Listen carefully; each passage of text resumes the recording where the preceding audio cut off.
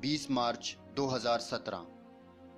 मैं इस ख्वाब में देखता हूँ कि सरहद के उस पार, जो कि अफ़गानिस्तान की सरहद की तरह लग रही होती है, दुश्मन वहाँ से दहशतगर्द भेजते हैं। पाक फौज बहुत अच्छे अंदाज में उनसे निपट रही होती है और खूब निशाने लगाकर उनको मारती है।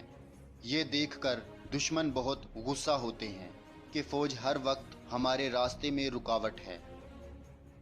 फिर दुश्मन अपने तरबियत याफ्ता दहशतगर्दों को जदीद असला और नाइट विज़न के आलात देकर पाकिस्तान की तरफ भेजते हैं। रात का वक्त था, इनके पास नाइट विजन गॉगल्स और रात की तारीकी में काम करने वाला जो असला है उसके हवाले से भी तफसीलात आई हैं। मगर जूं ही वो पाकिस्तान की सरहद में दाखिल होते हैं तो पाक फौज उनको अपने रडार सिस्टम पर देख लेती है और उन्हें चुन चुन कर मारती है। ये 300 मीटर की दूरी से फायर कर रहे थे, लॉन्ग रेंज से हमारी चेक पोस्ट पर और जवानों पर हमला कर रहे थे विदाउट कमिंग फॉरवर्ड, ताकि इन्हें नुकसान ना पहुंचाया जा सके और ये नजर ना आ सकें। और ये आधी रात का वक्त था, इनके पास नाइट विजन गॉगल्स और रात की तारीकी में काम करने वाला जो असला है उसके हवाले से भी तफसीलात आई हैं। ज़ाहिर बात है फ़ौरन इन्वॉल्वमेंट होती है और हॉस्टाइल इंटेलिजेंस एजेंसियां हैं, सी पैक और गवादर और पूरे बलूचिस्तान के अमन को सबूताज करना और वहाँ पर जो एक अमन व अमान की कायम करदा फ़ज़ा है उसे तब्दील करना और उसके अंदर ये चीज़ें लाना, ये इन दहशत गर्दों का। ये देखकर पाकिस्तान के दुश्मनों के सब्र का पैमाना लबरेज हो जाता है, क्योंकि वो अपने मकसद में कामयाब नहीं हो रहे होते। फिर वो पाकिस्तान के अंदर ही से हमला करने का मंसूबा बनाते हैं ताकि पहले पाकिस्तान को अंदरूनी तौर पर कमज़ोर कर दिया जाए।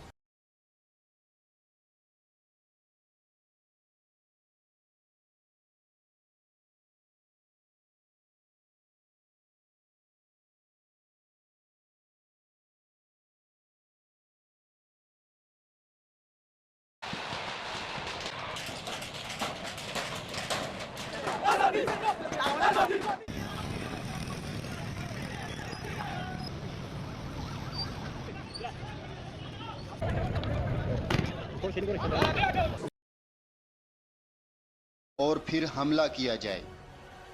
वो पाक फौज के खाने में कोई वायरस या केमिकल मिला देते हैं। पाक फौज वो खाना खाकर मफलूज हो जाती है और नकलो हरकत नहीं कर पाती।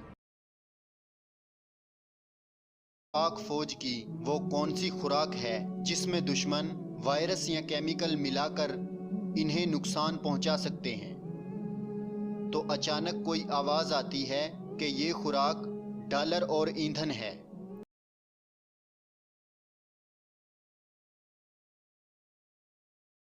और इनके ख़त्म हो जाने पर पाक फौज मफलूज हो जाएगी और नकलो हरकत नहीं कर पाएगी। मैं कहता हूँ कि ईंधन को तो डॉलर से ख़रीदा जाता है और जब डॉलर ही नहीं होंगे तो ईंधन भी नहीं आएगा।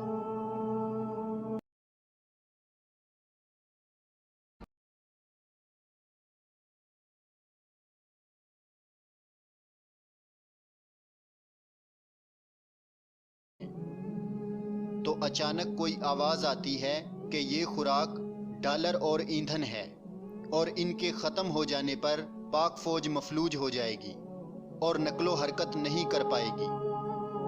मैं कहता हूँ कि ईंधन को तो डॉलर से ख़रीदा जाता है और जब डॉलर ही नहीं होंगे तो ईंधन भी नहीं आएगा। फिर मैं देखता हूँ कि पाकिस्तान के हालात काफ़ी ख़राब हो चुके होते हैं।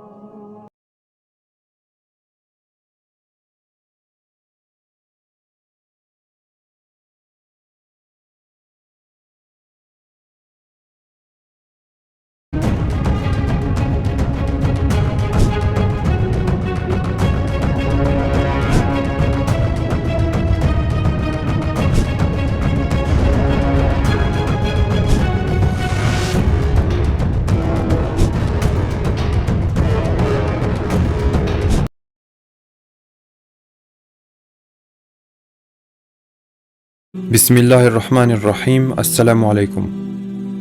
मोहम्मद कासिम ने यह ख्वाब 19 दिसंबर 2020 को देखा।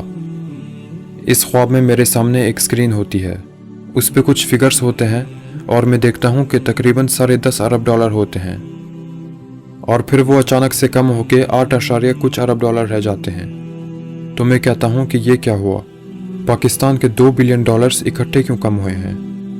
पाकिस्तान ने तो सिर्फ $1 अरब का कर्ज देना था, तो कर्ज अदा करके 9 कुछ अरब रहने चाहिए थे। तो फिर 8 कुछ क्यों रह गए हैं, और बाकी का 1 अरब किधर गया? तो मैं ये सोच ही रहा होता हूँ कि अचानक से फिगर 7 कुछ अरब हो जाते हैं। मैं कहता हूँ कि ये कम क्यों हो रहे हैं? फिर थोड़ी देर बाद वो 6 कुछ और फिर 5 कुछ करते करते वो 3.8 अरब रह जाते हैं। मैं कहता हूँ कि ये इतने कम कैसे हो गए हैं, किधर जा रहा है ये सारा पैसा? अब यहाँ पे 3.8 के आगे माइनस होता है और टोटल अमाउंट में प्लस होता है। तो मैं कंफ्यूज हो जाता हूँ कि आशार्य के आगे जो फिगर्स हैं उनमें माइनस क्यों आ रहा है और जो टोटल अमाउंट है उसमें प्लस आ रहा है। थोड़ी देर के लिए मुझे लगता है कि पाकिस्तान के रिजर्व माइनस में चले गए हैं, यानी कि माइनस 3.8 अरब डॉलर्स, और रिजर्व ख़त्म होने के साथ साथ ऊपर से कर्ज भी चढ़ गया है। लेकिन फिर मैं कहता हूँ कि नहीं, ये जो प्लस लगा हुआ है इसका मतलब है कि ये टोटल अमाउंट 3+ अरब है, और ये आशार्य के बाद जो फिगर्स हैं उनमें कुछ माइनस हो गया है, और ये ख्वाब यहीं ख़त्म हो जाता है।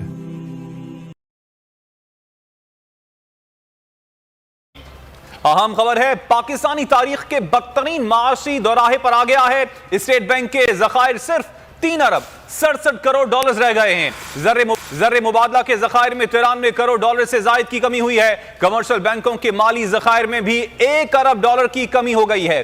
पाकिस्तान के पास कुल माली जखायर 9 अरब 45 करोड़ डॉलर रह गए हैं। अपडेट कर रहे हैं आपको, स्टेट बैंक के माली जखायर में बड़ी कमी सामने आई है। जर्रे मुबादला के जखायर में 93 करोड़ डॉलर से जायद की कमी रिकॉर्ड की गई है। स्टेट बैंक के जखायर 3 अरब 67 करोड़ डॉलर रह गए हैं।